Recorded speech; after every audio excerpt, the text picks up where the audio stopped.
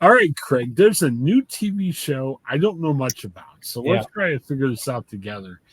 Apparently, before we get there, do you know, like the post Super Bowl date or the time was always a great spot for a new TV show. But I guess CBS doesn't have the Super Bowl this year. So Okay. now their big show is going to be the game right after the AFC title game. What's the show going to be? And they're debuting a show called Watson. It's going to be Morris Chestnut. But here's the thing it's Watson from Sherlock. Uh, Sherlock Holmes and Watson? Yeah. And apparently there's no Sherlock. It's just Watson. Yeah. Is this a good idea? Well, they did. Didn't they do a Sherlock TV show, just Sherlock, on CBS or something like that? Or I can't remember. I know that they've rebooted the movie version, but I wanted to say that maybe they had like a Sherlock Holmes, or I can't remember exactly. Maybe not, but maybe this will be fun. I mean, Morris Chestnut's a good actor. I like watching. He'll be a known commodity on the screen at least. So why not? Well, here's the other thing. If you split up these duos, now you have twice as many shows. Yeah. So, like, if you and I are TV writers going, oh, geez, what are we going to write now? Why not have a Watson? That way, now you can have a Sherlock, and I don't know. I'm seeing here, I don't know if this was from a TV show or if this is from the real Sherlock Holmes and Watson. I guess Sherlock died. Okay. So they've killed off the main character then? Yeah, but was this in the book or was this like a TV thing? Good question, because I don't know. They did have a show. CBS had a show called Elementary. Oh, okay. That was I don't know if it was like specifically. I guess it kind of was, but it also had Dr. Watson involved as well. But that was Lucy Liu that played Dr. Watson. So they introduced a female character as Dr. Watson. So I don't know if it. I mean, that show had a lot of legs to it. I mean, it had 151 episodes, so it lasted quite a while. And maybe they think that Watson could be that for them. Who know? Again, maybe kind of bringing those characters back to the spotlight, and maybe why not, right? I mean, maybe take a chance. You had a good, Elementary did well, so you might as well try it out. Yeah, because I'm seeing here, they say it takes place 6 months after the death of the title character's friend and partner, Sherlock Holmes, at the hands of the infamous Moriarty. Okay. Craig, I don't read books. So I don't know what's going on here. Well, I mean, I know the characters are there, but I'm not sure if they've ever killed off Watson or Sherlock Holmes. Maybe they have, but yeah, the characters are that sounds very familiar. So the only thing about it is, like, you're already introducing like a really juicy investigation into your the main character of Sherlock Holmes's death, and like you want this show to have multiple seasons and 150 episodes like Elementary did. So are you kind of wasting all your bullets when you're firing off the big guns early on here, with the first season being about that? Or maybe they'll slow play it and have it kind of gradually build up, and maybe he'll solve other crimes or something like that around it. Or maybe this will be just a lighter, not so many episodes kind of season. It's going to be a mid-season show, which means it's not going to get the full 26 episodes that you normally get. And I think they're, based on what I'm looking at, it looks like they're going to have about 13 episodes in this first season. So maybe that's the way this show is going to be, is it's not going to be unless of course it gets great, ratings, where it could certainly, catapult into a full series run. But maybe this is going to be one of those where they kind of slow played a little bit and, work their way up, and just have fewer episodes, the better sometimes for shows like this.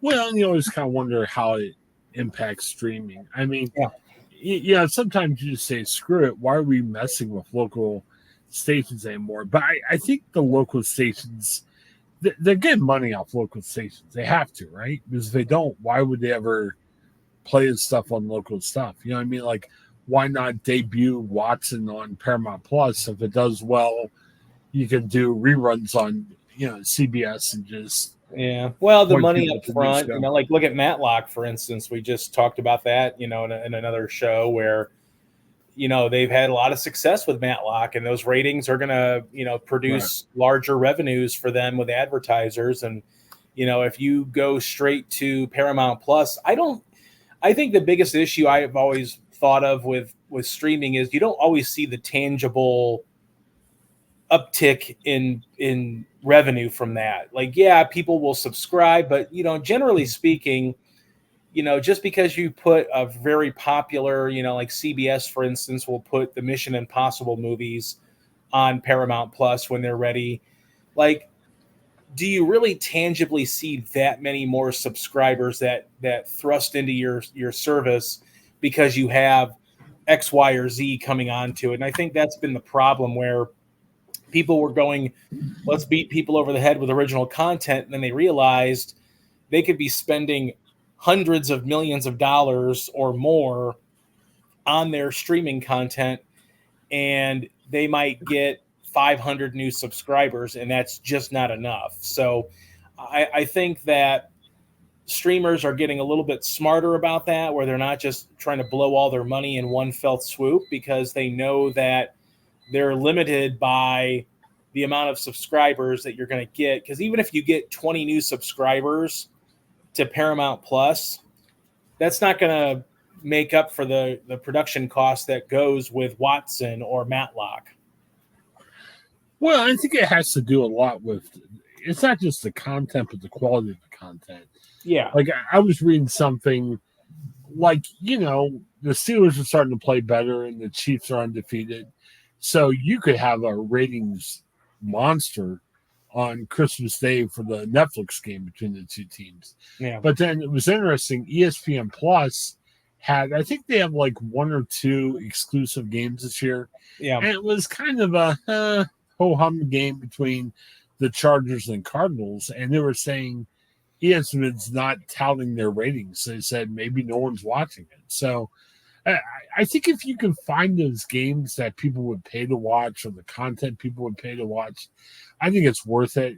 I think the problem is sometimes you put up crap that you think it's going to be popular, but it's really not that. But live sports is the key, though, because Netflix getting those NFL games, like, yes, Netflix does have an ad-supported tier, but the fact that Netflix now will be able to have live sports content with those two Christmas Day games means that they can sell advertising that maybe they never had been able to sell before because they didn't have it.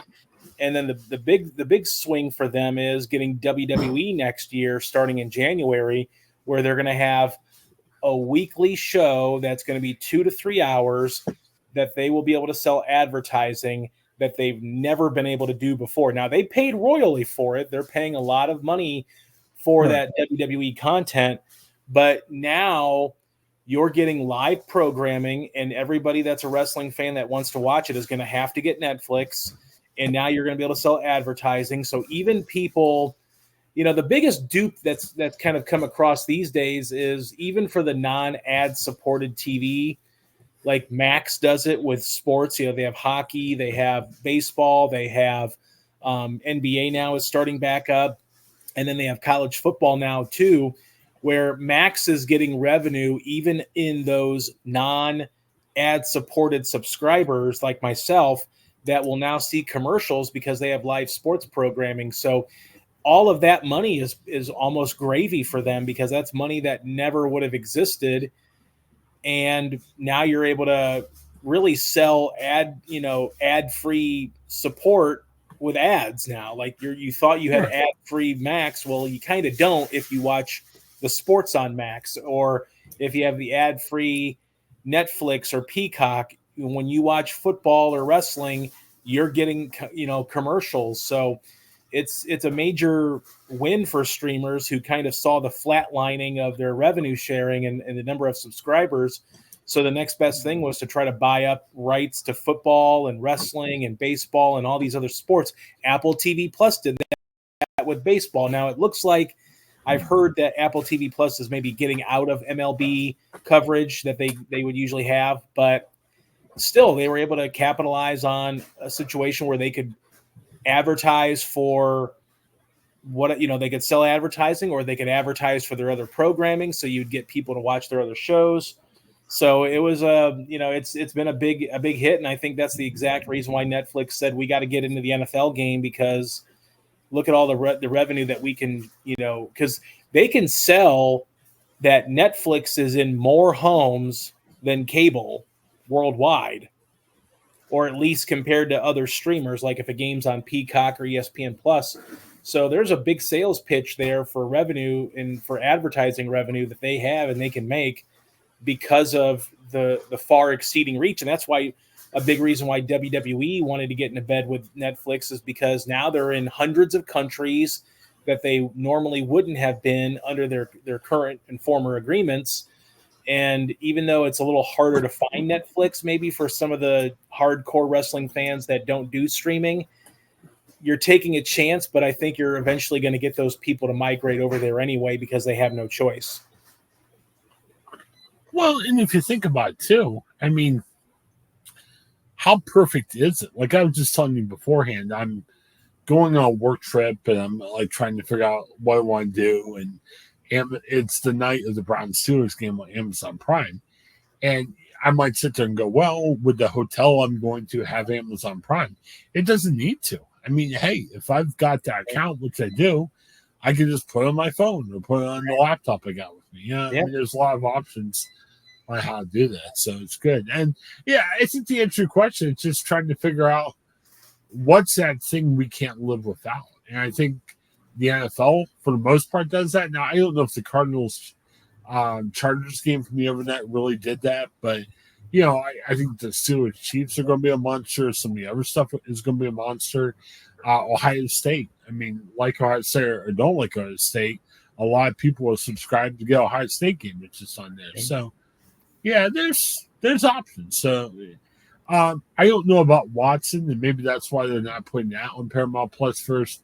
It sounds like an interesting show. I'm not sure if that's going to be sexy enough, I guess, for you to say, "Oh man, I got subscribed for that show." But we'll have to see. Well, they're giving it. They're putting their biggest backing behind it, given the fact that it's going to happen after the AFC Championship game, and then it's going to be a 10 p.m. Sunday night slot moving forward after that. So, I mean, they're not putting their backing behind it. I think they want to try to make it a hit.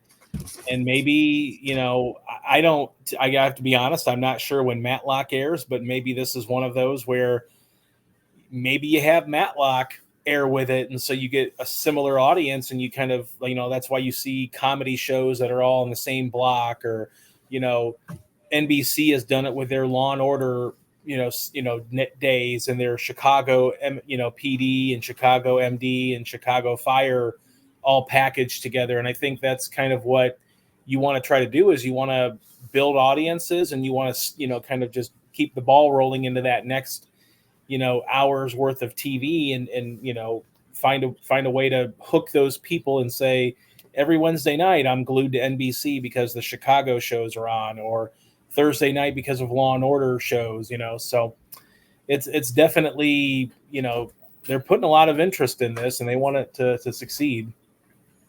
Yeah, definitely. Couple promos. So let us know what you think about Watson. You're going to be checking out. Let us know, what you think of. What would it take for you to subscribe to a channel? Is it like a intriguing drama, like a Watson? Would it be like a movie that is coming to your streamer first, or is it a big game? Let us know in the comments. Subscribe. Like us, share us. Yeah, that would always be good. I want to mention this too, Craig. I'm kind of looking at X, and I see a bunch of crazy politics. I know we're all sick of the politics, but get out there and vote. I know sometimes voting can be a little frustrating right now with all the craziness on the Republican and the Democratic side, but it's a good thing. Go vote. And if there's something you don't like or agree with, leave that part blank. But Craig, people got to get out there and vote, though, right?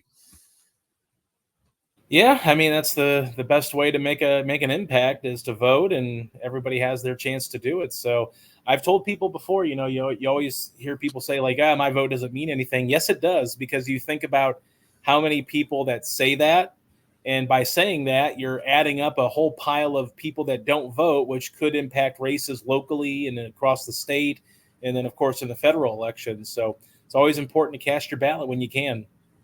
One of the clients I work with in PR agency at Manage, he made a good quote. Like, he works on getting rights back. Like, there's some states where if you're a felon, you can never vote ever again, no matter what the felony is. It could be a real simple felony, and you get all your rights taken away. So he's been trying to encourage like a rights restoration, and he gave a compelling quote. He's like, "Yeah, you may not think of it, but when you lose it, you really miss it." And there's people out there that can't vote for a variety of reasons.